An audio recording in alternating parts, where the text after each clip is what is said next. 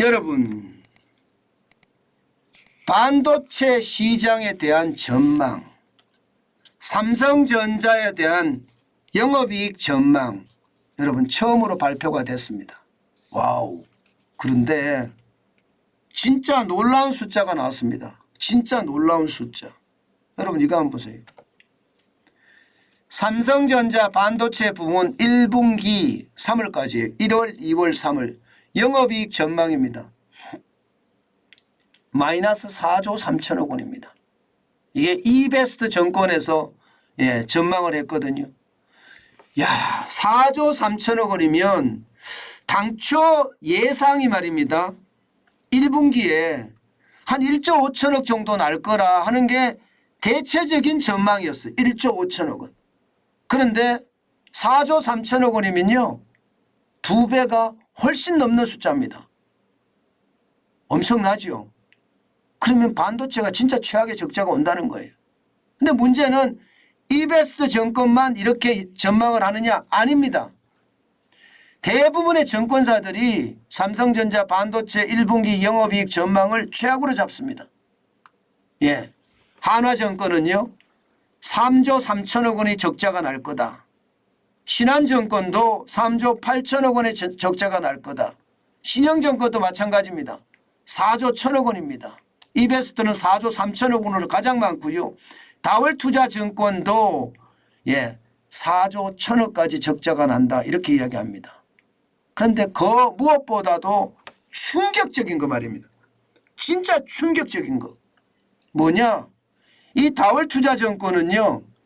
삼성전자가 1분기에 마이너스 680억 원 적자를 낸다는 전망까지 나왔습니다. 이야, 진짜 충격적이지 않으세요? 예, 대부분이 말입니다.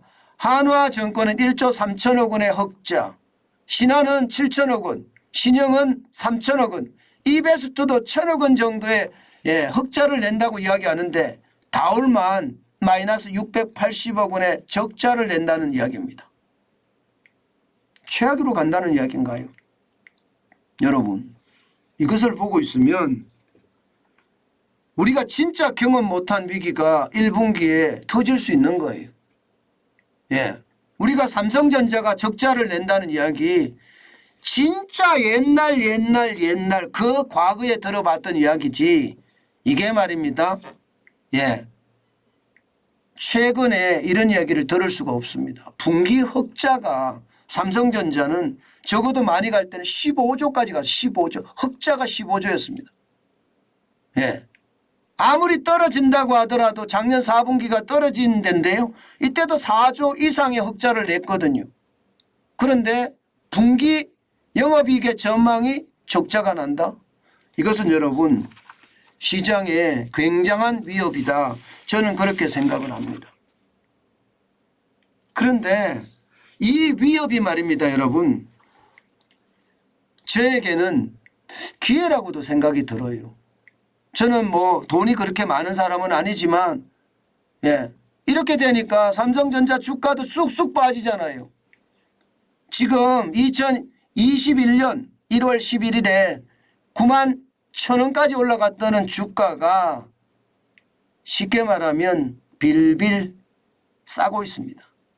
제가 이런 표현을 안 쓰려고 그랬는데 오죽했으면 이런 표현을 쓰겠습니까? 예, 지금 3월 24일 현재 6만 3천 원이에요. 이게 주초만 하더라도 이게 5만 전자까지 떨어졌거든요. 저는 이럴 때 여러분들이 반드시 말입니다. 한 주 정도는 저축을 해가는 거 좋겠다. 저는 그런 생각을 합니다. 뭐 여러분들의 마음이고 여러분들의 의사결정의 어떤 방법이겠지만 저는요 떨어질 때마다 6만 전자만 한 주, 5만 전자로 떨어지면 2주, 그리고 더 떨어지면 4주 뭐 이렇게 제가 가지고 있는 가용 자산 안에서 계속 움직이고 있습니다. 그러면서 말입니다. 현금은 쌓을 수 있다면 뭐 저는 그렇게 많이 쌓지는 못하는 편인데요. 뭐 사무실 운영비도 좀 딸리는 편이니까 쌓을 수 있다면 여러분들은 현금을 계속 쌓아갔으면 좋겠어요. 한 주씩 저축하면서 삼성전자가 왜 떨어지는지, 왜 오르는지, 그러면서 자연스럽게 경제 공부를 하고요. 만약에 최악의 위기가 왔잖아요.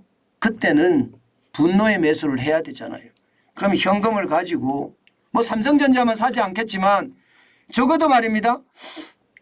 한 40% 이상은 삼성전자를 사서 나중에 점점 오르는 것을 보면서 희열을 느껴보면 어떨까. 저는 그런 생각 많이 합니다. 제가 SK 하이닉스를 이야기 안 하고 삼성전자를 이야기하는 것은요. SK 하이닉스는 부채가 워낙 많기 때문에 저는 위험 수위가 있다고 생각을 합니다. 그러나 삼성전자는 그렇게 부채가 많은 기업도 아니고 오히려 현금이 부자라고 이야기할 정도로 많잖아요. 그런 차원을 감안을 해본다면요. 경제 공부를 할 겸 한 주는 사놓고요. 왜 떨어지는지 왜 올라가는지 여러분 스스로가 분석해 가면서 경제 공부를 하는 것도 실전 경험입니다. 실전 경험. 굉장히 중요합니다.